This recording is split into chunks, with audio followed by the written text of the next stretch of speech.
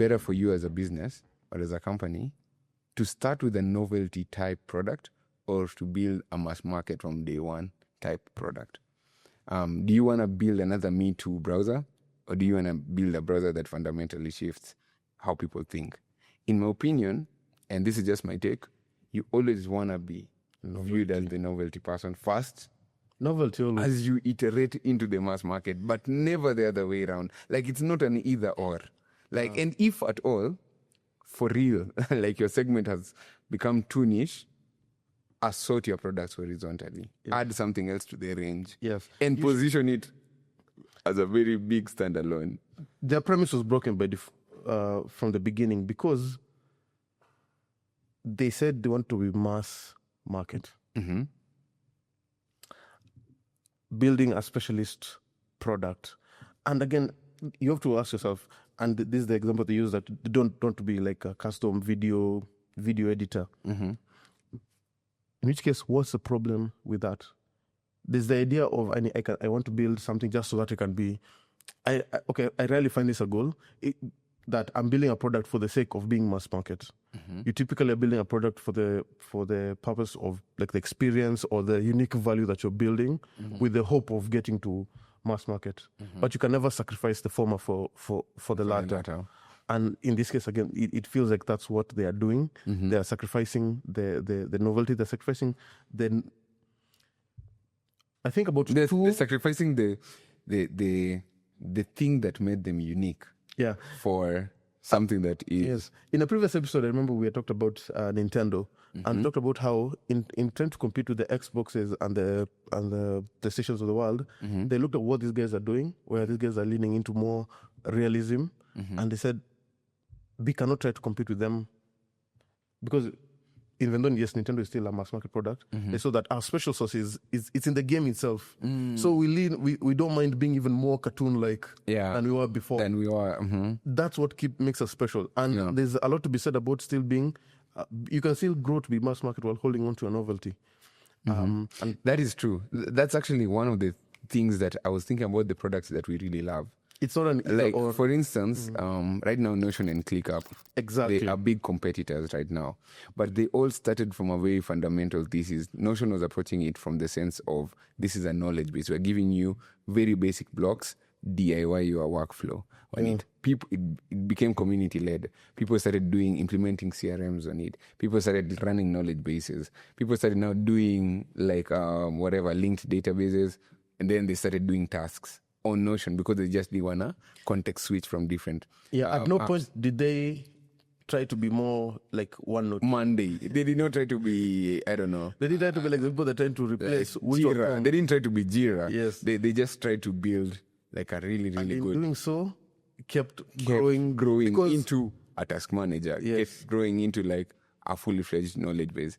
And you see, ClickUp is kind of came at it from the other direction, right? Yeah. They came at it from the direction of the normal task, project management. They came in with the specific goal of being mass market, mm-hmm. in the sense that they were not trying to be particular to any one field. Yeah. They were just going to give you a very large assortment, mm-hmm. of options and products, so that regardless of the field that you're in, you're able to you can be able to build like a product. It came with an overhead of they had to do a lot of building. I remember on the app they had that claim.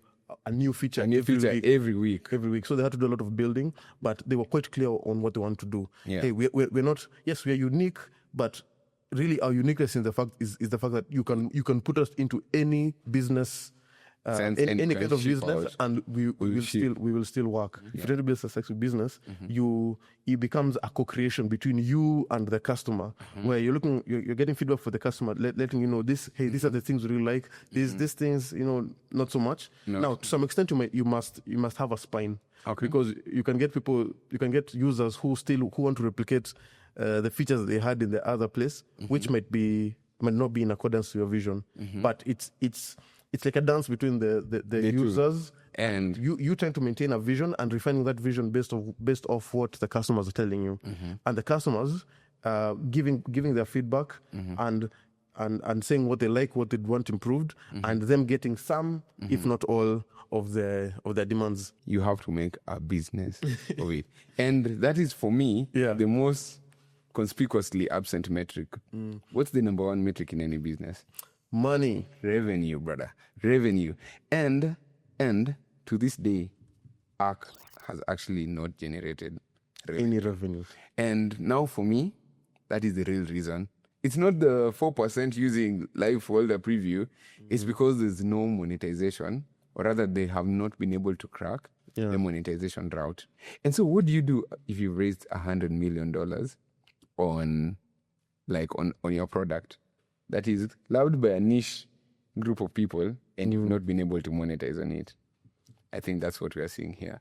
But you start to overindulge in metrics. Exactly. So let me see. You start define changes in your product in such a way as to show that you're always making progress. Yeah, exactly. So I think the biggest, and I've just done like a quick search here. The ARC browser developed by TBC has not generated significant revenue to date. Literally. Before the drop of ARC, or is this based off ARC or based off DIA, which is the new product? Now, that's my thesis. I think they're trying to sell the vision for DIA because they have not been able to do like a monetization path for ARC. It's not about being loss making.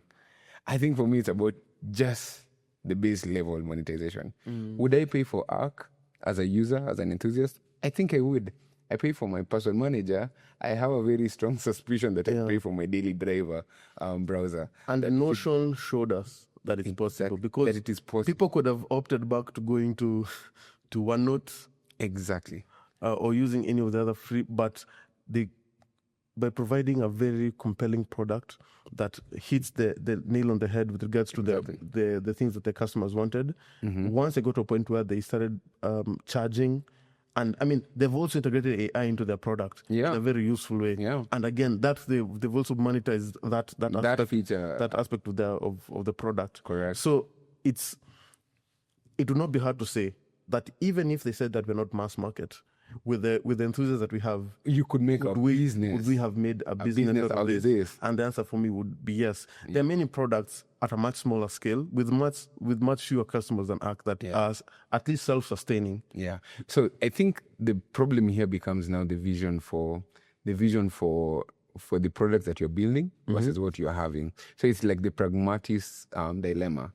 Remember when we were thinking about the mom test, right? Yeah. Like whenever you are making a product, is it good enough for your mom to use that product, right?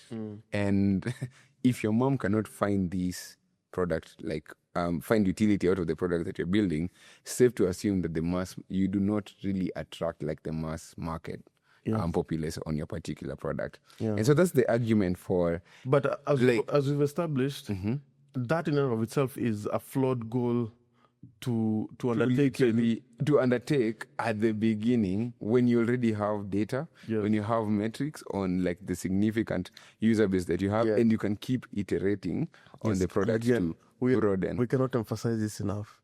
They had a lot of customers who loved the product. Yeah, that's something that people will die. People will sell kidneys just to have their product meet those two objectives. And it's not like there wasn't any path to profitability for them, but I think that's also why we have to acknowledge the fact that funding comes into play. And the truth is, if you're receiving, funding from any investor, you do have a requirement. Yes, there's a pressure to report back on progress. And I don't know if they would have made it if they didn't have a lot of that funding.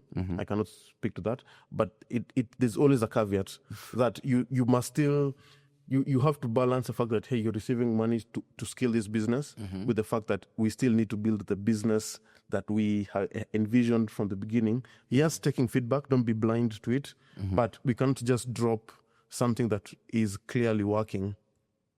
And it's not working in the wrong way, such as, like the movie pass kind of business where there's no combination, there's no scenario where it would have ever made money, but it's working in the sense that, hey, perhaps there are a few things we can tweak, but we can get there. So what do you think is the role of VC, like in this particular case?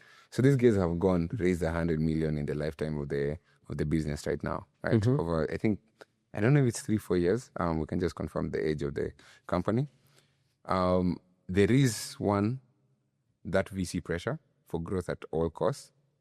Obviously, there's the pressure for monetization. I think that's what's led to a lot of the marketing things. I think that's actually why the browser company are really good at the marketing that they do, because they really have to communicate. They really have to communicate quote unquote value, even if it's not really realized per se yet. I think, in my opinion, this is one of those situations where, as the founder, you have to make the call for the business as you see it being used versus the pressure. As the founder, you have to make the call for, like, should you take in the VC direction? And this is where now control matters, right? In how you've raised. If you've raised in a situation where you still have control over the business, you should absolutely make the call to keep iterating. You have to stick to your guns. You have to stick to your guns to double down on products that work. Because I think the perspective of the VC versus the perspective of the founder on the hot seat and the users using a product cannot be always at... They're never quite aligned. They're never always quite aligned, because for them, they look at market capitalization. They look at, are you dominating? Return on investment. Are you the biggest browser in the world right now? You sold us on this vision. What gets us to that point the fastest?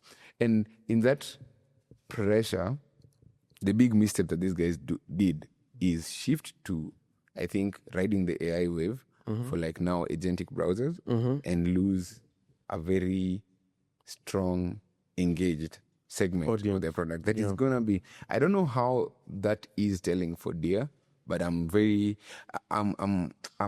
in the context where they're not going to have super fans, because the same things that I suspect they're going to be trying to do in the mass market product are going to be a very Me Too product. I think Chrome is going to, I can't bet on them to beat Google in building a Chrome-like browser. It doesn't make sense. Yes, they can't beat Chrome at being Chrome. They can't beat Chrome at being Chrome. They can't run models faster than Chrome can, like Google can run their own models. I mean, like, there are some performance gains that they just can't beat, per se. And now, in my opinion, it's a very difficult place they've put themselves, as opposed to just building the product in stealth. Yeah. So the bottom line is, stick to what makes you unique. Stick to what's makes you. Your uniqueness can be a moat.